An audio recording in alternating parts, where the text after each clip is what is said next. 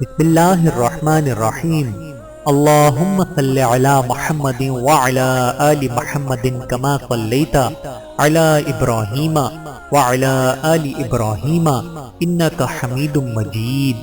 اللہم بارک علی محمد وعلی آل محمد کما بارکت علی ابراہیم وعلی آل ابراہیم انک حمید مجید۔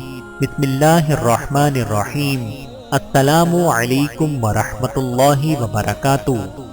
اسلامی حقوق و آداب، پڑوسی کے حقوق۔ اچھا پڑوسی گھر کی زینت ہے اور برا پڑوسی دن کا چین اور راتوں کا سکون غارت کر دیتا ہے۔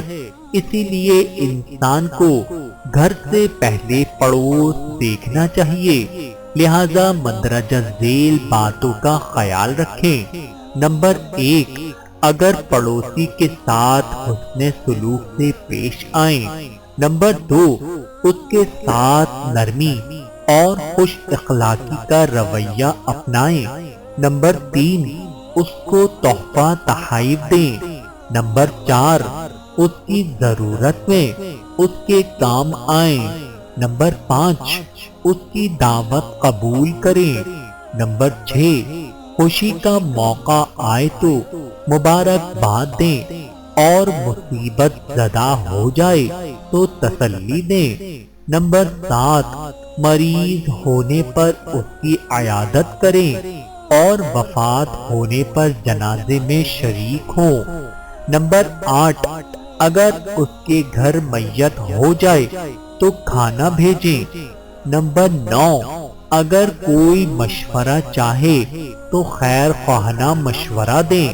نمبر 10، اس کی غیر حاضری میں اس کی عزت و آبرو کی حفاظت کریں اور اس کا دفاع کریں۔ نمبر 11، اس کے عیوب اور شرم والی چیزوں سے چشم پوشی کریں۔ نمبر 12، پڑوسی کے قریب والی جگہ کو فروخت کرنے یا کرائے پر دینے سے پہلے اسے بتائیں اور اس سے مشورہ لیں۔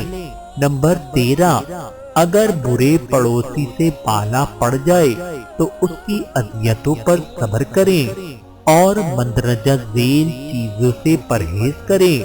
نمبر 1، اس کو اپنے ہاتھ یا زبان سے تکلیف اور اذیت پہنچانے سے۔